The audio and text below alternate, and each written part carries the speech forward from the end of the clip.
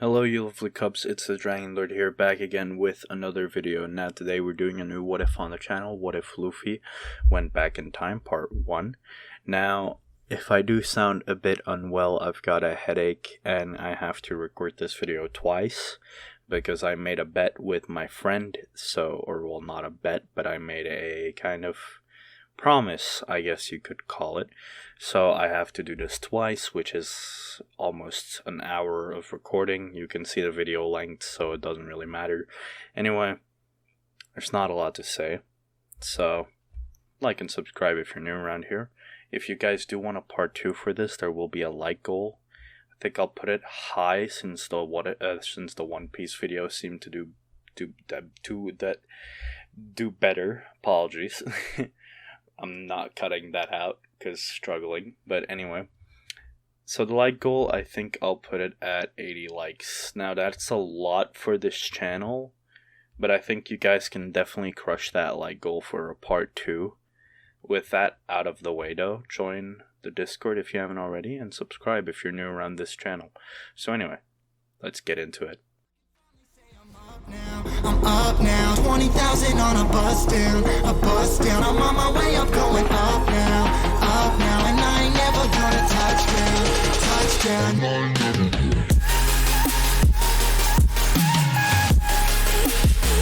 I ain't never gonna touchdown. No, I ain't never gonna touchdown.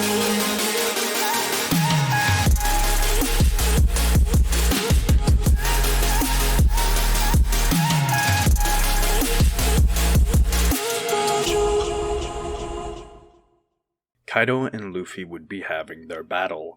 At first it looked like they were equal, but Kaido laughed as he revealed his true strength. He would hit Luffy with his club and send the latter flying. Luffy passed out from the blow and flew straight into the ocean. Unable to save their captain as their hands were tied, the crew looked on in horror. Luffy woke up, but it was too late. He was already underwater. What was worse, he had somehow managed to get stuck in a whirlpool. Even if Jinbei came to help him, it would be really hard for him to save Luffy. Luffy started losing consciousness, and everything started to become black, and he felt like he was floating in nothingness. He could feel nothing.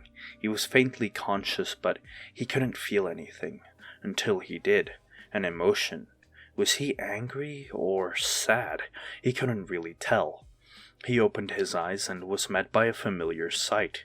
He could hear cheering and laughing around him. He was back in Fuchsia village. Specifically, he was in the bar that Makino ran. He looked to his left and there was the man that had started his pirate adventure so many years ago. Red-haired Shanks. The latter laughing and cheering together with his crew. One of the crew members came and teased Luffy. He remembered this. This was when he ate the Gomu Gomu fruit, and he met Shanks here often. He looked to his right and there it was, a half-eaten Gum Gum fruit. The boy was shocked. His left eye also hurt a bit. He'd use his hand and feel the area. He had wounded himself there with a knife, but that wouldn't have happened until way later. He shouldn't have a wound there yet. "Oi, Luffy, did you hurt yourself? You got a wound on your face," one of the crew members would say. Shanks turned around, a little worried. He looked at Luffy and saw the wound. It was as if he had stabbed himself with a knife. He looked at Luffy's hand, but there was no knife there. His gaze shifted to the crew. Did one of them do this to mess with Luffy? Yet the crew wasn't the cause. There's no way they would do this. All of a sudden, a group of men entered the bar. Luffy remembered this. The mountain bandit Higuma. He was an emotion-driven kid, and because of that, Shanks had lost his arm. Luffy had an angry look on his face. Yet, Higuma went up to the bartender demanding sake. Makino, however, informed the mountain bandit that all their sake was gone. The mountain bandit was angry, yet what tilted him off was when Shanks would try to hand him the last bottle of sake. Yet Higuma smashed the bottle and slashed at the bar. Yet Shanks didn't say anything. The mountain bandit would laugh and leave. Luffy looked at the mountain bandit with anger, yet a smile formed on his face. The mountain bandit laughed, and Luffy would start laughing. This would lead to the crew laughing as well. Shanks, however, looked at Luffy. Was this truly the same kid as before? He was sure Luffy was gonna get angry, yet the boy laughed. He started laughing at himself and their party continued, until Shanks noticed that Luffy had eaten the Gomu Gomu fruit. Shanks wanted Luffy to spit it out, but it was already too late. The boy was made of rubber. He told Luffy that he'd never be able to swim again, yet Luffy said he didn't mind and ran to the middle of the room. "Because now I can do this!" He says he made himself a balloon. He started doing all sorts of crazy things as he made the crew laugh. Time passed fast though, and Luffy, who was living with his grandfather, still had to fight the martial arts trained monkeys. He'd start fighting them and easily beat them now. After all, he had all the fighting experience from his previous life. He just needed to get used to his smaller body. Garp was thoroughly impressed by Luffy and started training the boy harder, saying that he'd make a fine marine. Yet Luffy turned to his grandfather, smiled and screamed that he would become a pirate. This made Garp angry, saying that Shanks is at fault for telling him about pirates. Garp still adored his grandson though, and kept teaching him. This led to Luffy's life being around Shanks and his crew. This time he'd observe them and ask them about fighting tips. After all, he lost to Kaido, so he had to start building up his strength now. This led to Shanks revealing Haki to the boy, saying how it could turn the tide. He'd show off his armament Haki to Luffy, saying how if he mastered it, he could not only protect himself, but he'd also be able to do more damage to his opponents. Luffy said he already knew about Haki without really thinking about it, and showed it to Shanks. Showed him his armament Haki. This shocked the crew. Was Luffy secretly a prodigy in disguise, is what they thought. This led to Shanks reconsidering. As he spoke, "Luffy, if you can use Haki, you could become useful, so allow you to join my crew," he'd say as he started laughing. He thought about it, and well, Luffy had already asked to join, but if he could use Haki, he would become a strong crewmate. That was his reasoning for accepting Luffy to join. "I'll pass on that offer," Luffy would say with a smile. "I've decided to start my own crew, a crew that will be stronger than any other crew, and after that, I'll become the king of the pirates," Luffy would yell with determination. Shanks laughed at this and put his straw hat on Luffy's head. "When you become a great pirate, return this hat to me. It means a lot to me." About a year had passed since the red-haired pirates had come to Fuchsia village, and Shanks was planning to set out. They waved goodbye to each other, and Luffy smiled because Shanks waved with his left hand. He had prevented Shanks from losing his arm, which made him happy. The mountain bandits were there as well, and they grabbed Luffy. They were still angry at the red-haired pirates, and Luffy seemed to be their friend, so they could exert some revenge on Luffy at least. Most of the crowd hadn't realized that Luffy had been taken, but Shanks did. He had rushed over to land. As he had jumped off the boat, he arrived at the docks where the crowd was watching. He pushed through them and started running. He arrived at the site that Luffy had been taken to. However, he saw something astonishing. Luffy had used Conqueror's Haki to knock out all of the bandits. This surprised Shanks, but he simply smiled, turned around and left before Luffy saw him. The red-haired pirates had left, and now it was just Luffy and his grandfather. Yet Garp told Luffy he'd be leaving him with some people that would take care of him. Luffy already knew who these people were, and he smiled. Garp knocked on the door, and out came Curly Dodon, a big lady with long curly orange hair, and he'd tell her to watch after Luffy, and she declined, saying that she's already taking care of one brat for him, and she would not be watching another. Yet, before Garp could speak, Luffy had already hugged Dodon. He'd look up to her and ask her if he could stay here, and that he wouldn't be a bother. She accepted without even realizing it. Garp, nodding, turned around to leave, yet Luffy had already run off, as he came before a massive rock. Spit would fly his way, but he easily dodged it. "Ace!" The boy would scream, excited to see his brother. Tears started welling up, but he quickly got rid of them, as he went to go hug his brother. Ace was uncomfortable, and he pushed Luffy off. Luffy realized that he technically hadn't met any of the people he knew, so all the relationships he had with people were now gone. It made him a bit saddened, but he resolved himself and was going to set everything straight. He decided he wouldn't change the past too much, except for his actual adventure, as he doesn't want to relive the same adventure. Dodon would call everyone inside, as it was dinner time. Everybody got their proportions, and Luffy getting a small one. He remembered how it used to be and simply said that he would be going out for a bit. Dodon didn't care at first, but after 10 or so minutes, Luffy would come back carrying 3 boars. Dadan and the others are shocked at this, and Ace just looks on intrigued. Luffy gets a lot of meat because he killed the boars. He's happy and cheerful and also shares a lot of his food with Ace, much to the latter's confusion. Dadan also tries to make Luffy her servant, but it backfires due to him not understanding.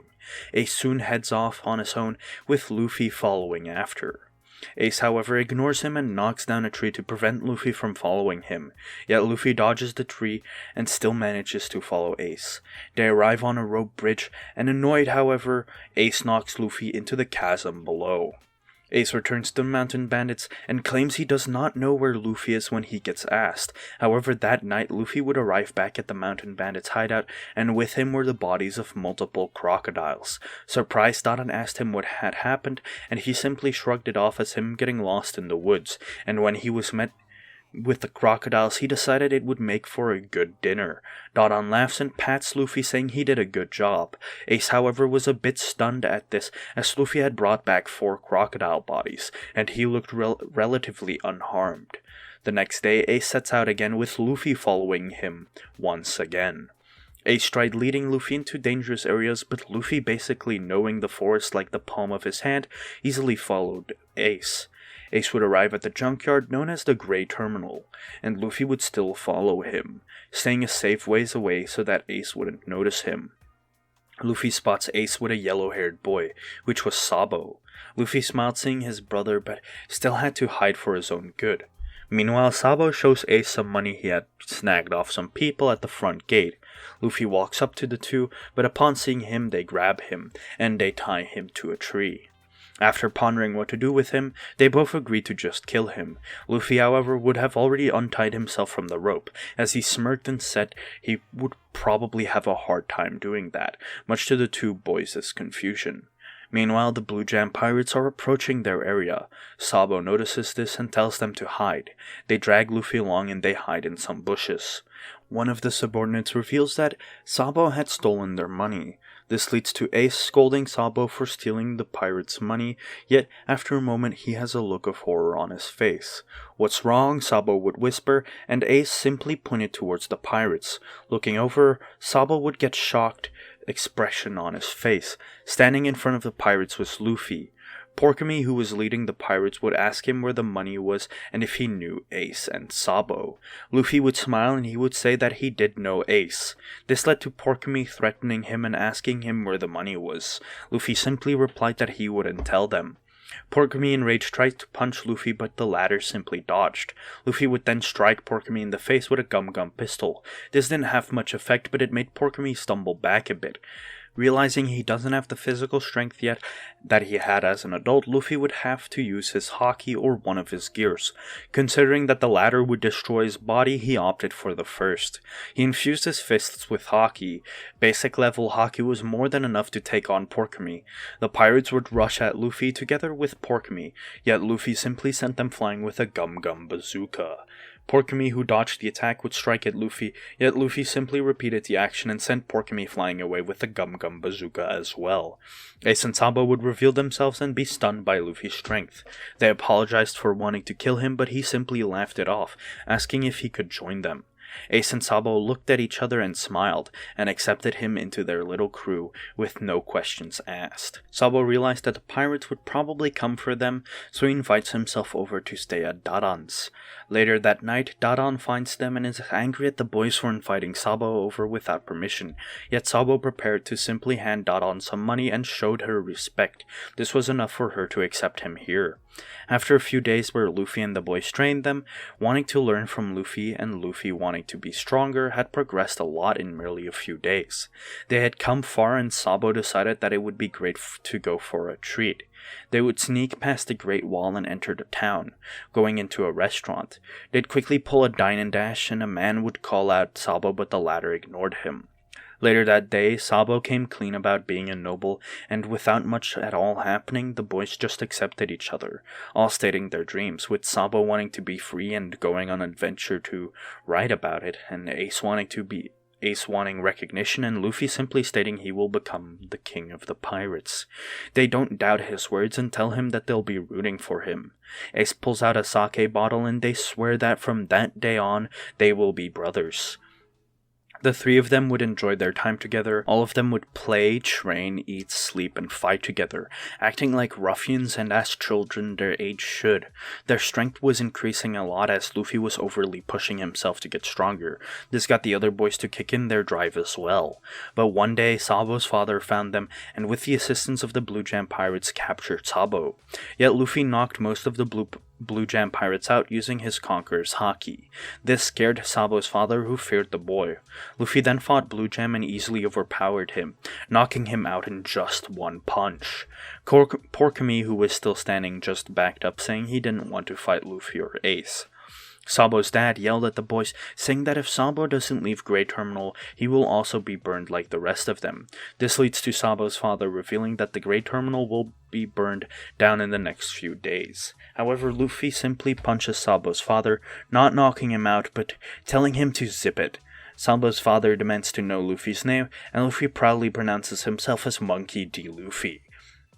Sabo's father shortly after runs away scared. Luffy yells out that Great Terminal will be burned, and a few of the inhabitants hear this. They start spreading the news and leave the area. Sabo and Ace and Luffy return back to the forest. That night, Luffy had set out to head to town. He'd sneak around and look for a certain individual. After some time, he'd find him, Ivankov. Luffy had remembered that the Revolutionary Army had interfered a bit in the burning of the Great Terminal. He'd follow Ivankov until Ivankov arrived at a hooded figure. Before they could speak, Luffy jumped in between them. He looked up at the hooded figure and smiled. The hooded figure asked him who he was, and Luffy simply stating that his name was Monkey D. Luffy. This came as a shock to Ivankov, who saw Luffy for the first time. Luffy states that he simply wanted to see what his father looked like in the flesh, and he proceeded to leave right after. Ivankov tells Dragon they should chase after the boy, but more pressing matters had started. After all, the Great Terminal had been set ablaze. Luffy had other things to do. He remembered the old man that had taught him how to use his devil fruit powers for the first time. That man lived somewhere in Great Terminal. He would try and escort the man out. Meanwhile, Blue Jam, who was betrayed, was trying to find a way out with his crew. They spotted Luffy, and in a second they rushed at Luffy trying to kill him. Ace, who had woken up, had realized Luffy wasn't there, and he had told Dadan, and together they rushed at the Great Terminal. Spotting his brother, he'd see the Blue Jam pirates trying to attack him. He screamed for them to stop and unwittingly unleashed haki, making all of them pass out except for Blue Jam. Blue Jam attacks Ace but is stopped by Dadan and Luffy. Together the three fight Blue Jam, and Luffy didn't interfere too much as he saw this as a way for Ace to grow.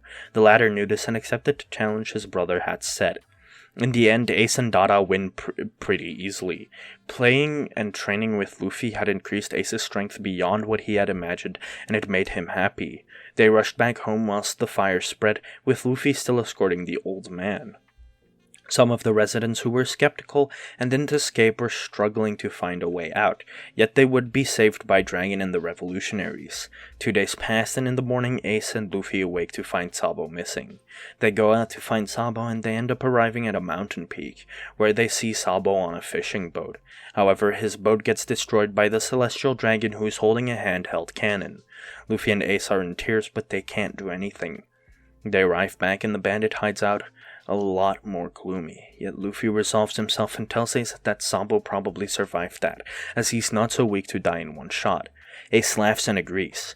Luffy expresses his feelings for becoming stronger, and Ace agrees. The old man Luffy helped would speak up and offers to train them, revealing he knows how to control the power that Ace used. And so their training begins, with the old man. Luffy didn't really need control over the Conqueror's haki, but Ace paid attention to the man's ramblings.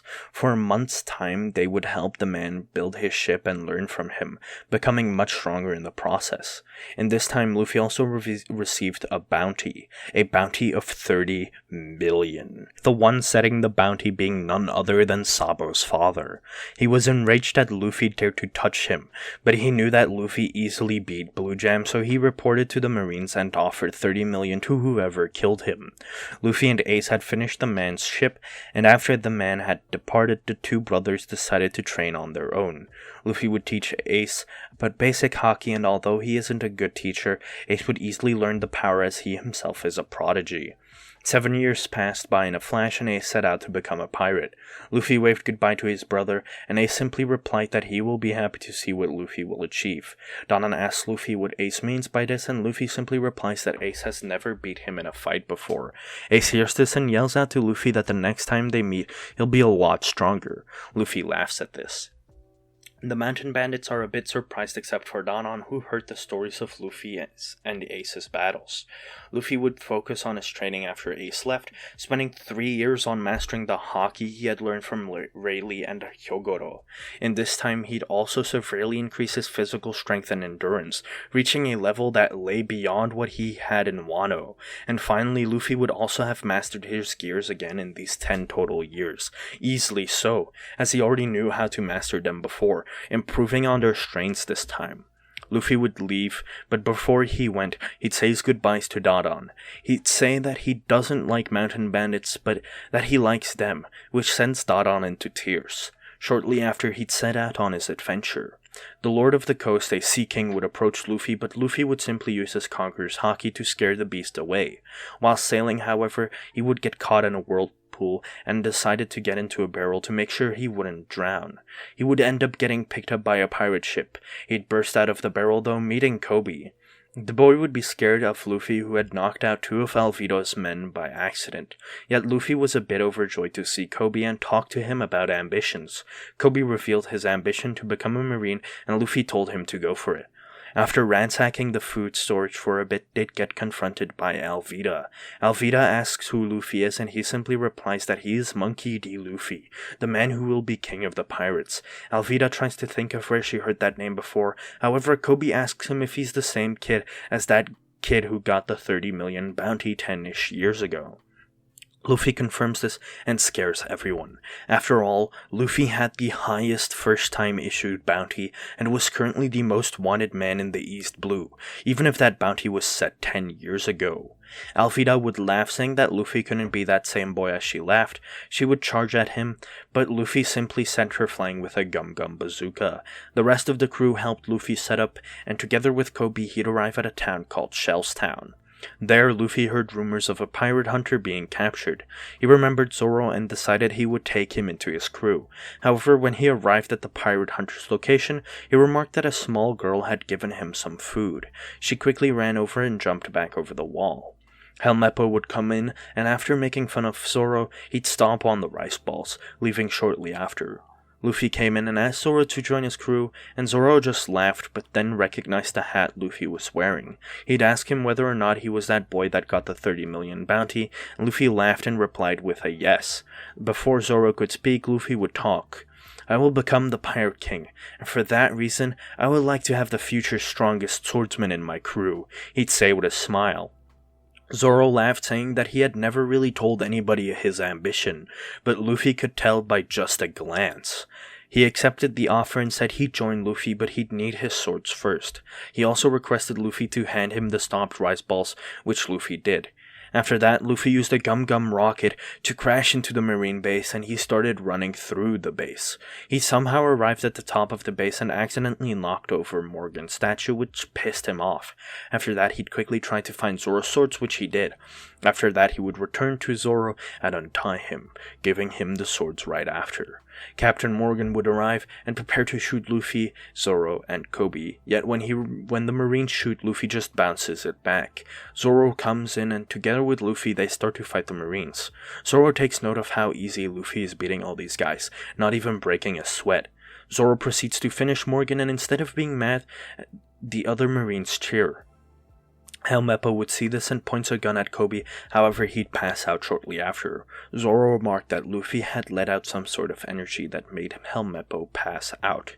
They would leave the marine base with little to no resistance from the Marines as they headed over to Rika's mother's restaurant to eat. Here Kobe ends up getting in a fight with Luffy as he wants to join the Marines. The Marines also chase Luffy and Zoro off the island, which they comply and get off. Zoro makes fun of Luffy's small boat, but they just laugh it off and set sail. And that is where part 1 ends of this what if. I didn't extend it as far as what if Luffy had hockey in Marineford, because there's a lot to go over and I just don't have the time right now. Exam period. Exams are coming up, that's what I'm trying to say, and with that, I do not have as much time to write what ifs as I usually do, but I will be releasing a lot of what ifs today and tomorrow. With that out of the way, I will see you lovely cups in the next what if video. It's probably going to be this one, it's probably going to be another what if video, I don't know yet. But with that out of the way, like and subscribe. Remember, like goal, 80 likes. With that, join the Discord. My name's the Dragon Lord, and I am signing out. Tell me a story. There was once a pale man with dark hair who was very lonely. Why was it lonely? All things must meet this man, so they shunned him. Did he chase them all? He took an axe and split himself in two, right down the middle. So he would always have a friend. So he would always have